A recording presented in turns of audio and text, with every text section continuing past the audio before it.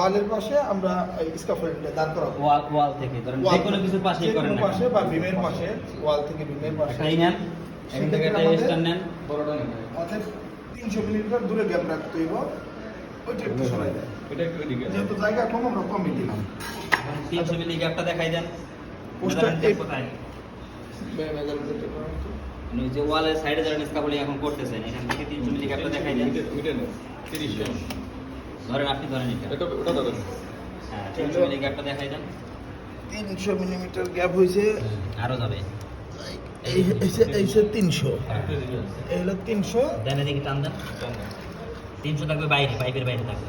এই 300 এর পাইপের বাইরে থাকবে। হ্যাঁ ওকে, এই যে 300 মিলি আছে এই ডিসটেন্সটা সব সময় রাখতে হবে। যা কিছু ঠিক আছে। পারেন এই মানে 300 এখানে আবার মানে ধরুন আমরা 300 এখানে আবার মানে 300 মিলি 300 এখানে এই যে 300 মিলি এই যে একবার পাইপ বরাবর এইদিকে দেখেন কেন এটা দেখা দরকার, এটা বাইরে আছে না, ওই যে দাগটা বাইরে আছে না, জি।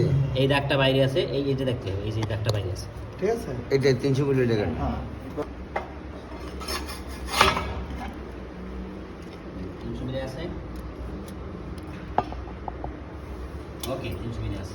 হইছে আরো বিন্দু 150 মিলিমিটার, 150 মিলিমিটার গ্যাপ। 150 আগে কাপড় দুটো লাগাই নিন। আগে কাপড়